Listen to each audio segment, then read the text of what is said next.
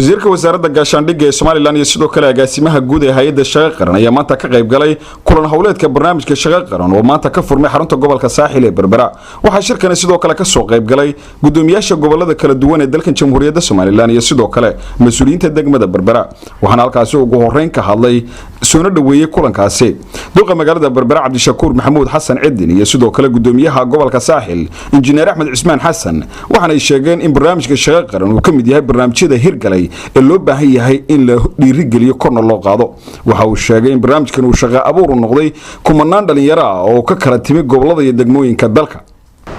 inaynu kala faa'iideysano oo aragtaan isbedelka gobolka markaan Berbera ama gobolka Saaxil leenahay. Berbera markaan naano waa wadnaha Soomaaliland weey maaha siyaasaddu maaha lacagta maaha waa qorshaha weey sidoo u fadhidaan waxaad qorsheynaysaan sanadan in intaasoo kun oo qof oo dhalinyaro ah reer Soomaaliland inay helaan horumar iyo mustaqbal nololeed inay helaan ayaa halkan u fadhidaan. Marka anigu haddaan Berberanahay waxaan saanaa waxa inta badan ka duwanteen laba qodob aan lacagta aan ahayn. qodobka koowaad waxa weeyaan inaan qorshe leenahay qorshahaas oo ka bilaabma maalin toddobaad bil iyo sanad oo qoran oo la raaco iyo karti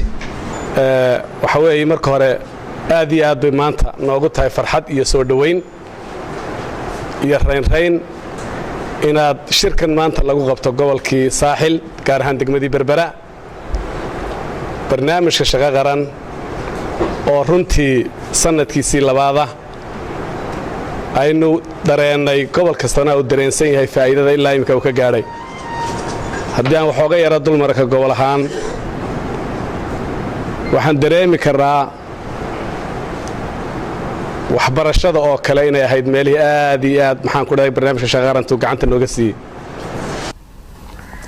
agaasimaha guud ee hay'adda shaqo qaran Maxamuud Xuseen Mu'adinka oo isaguna halkaasi ka hadlay ayaa ka warramay kulankan iyo ahmiyadda uu leeyahay barnaamijka shaqo qaran iyo sidoo kale mas'uuliyiinta gobolada kala duwan ee ka soo qayb gashay shirkaasi. kadib markii la qiimeeyay waxa xukuumadda ama golaha wasiiradu go'aamiyeen in barnaamijkii la sii wado taasa keentay in maanta halkan isugu nimaadno oo aynu dafcadii labaad taladeedii gallo iyo maqaadkeedii iyo abaabulkeedii marka waan ku soo dhaweynayaa waana mahadsantihiin lafdhabar baa ka ahaydeen hawshii aynu qabanay dafcadii koowaad tanna wayna sugaysaa shaqa ma dhamaato maalinba waa gudinta loo hay maalin walba meel bay taagan tahay waa la wadayaa waxaynu marti u nahay gobolka Saaxil waxaan ku dooranay maalinba gobol weyn tagi doonaa horumar fara badan baa ka socda gobolka Saaxil mashaariic waaweyn oo qaran baa ka socota kuwa heer gobol ka socda kuwa heer degmo ka socda intaba inaynu balwaay aragnimada ka faa'iideysano gobolkan uu leeyahay horumarinta oo aynu haddii la yiraahdo berito inteena oo dhan waxaynu booqan doonaa mashaariicda waaweyn ee ka socota gobolka.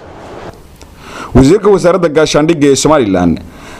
Cabdiqani Maxamuud Caatay oo isaguna halkaasi ka hadlay ayaa ka warramay barnaamijka shaqo qaran iyo ahmiyadda uu leeyahay guud ahaan qaranka Soomaaliland iyo da'yarta soo koraysa. markaan barnaamijka intaynan gudagelin warasaabkiyo maayarkaba waan mahad celinaynaa indhaha macallin oo waxaad qabateen magaaladan ka dhaxarkayna oo wax qarsoomiyo maaha waana idinka mahad celinaynaa shaqay waajib ahayd ayaad qabsateen waa run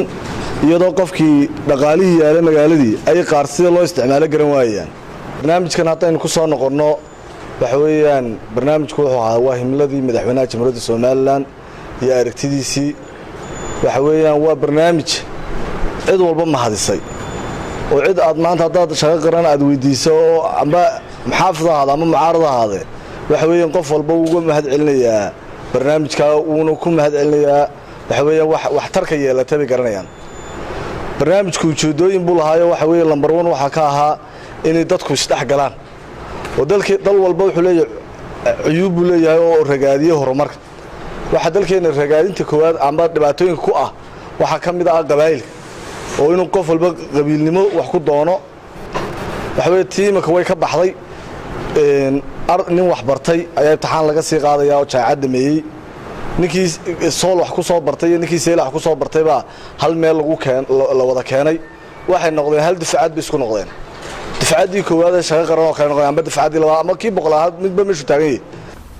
barnaamijka shaqo qaran ayaa waxa uu ka mid yahay barnaamijyada waaweyn ee hirgalay tan iyo intii ay jirtay xukuumadda Soomaaliland ee uu hogaamiyo mudane Muuse Biixi Cabdi Mukhtaar Cabdiraxmaan Maxamuud telefishinka qaranka Soomaaliland Berbera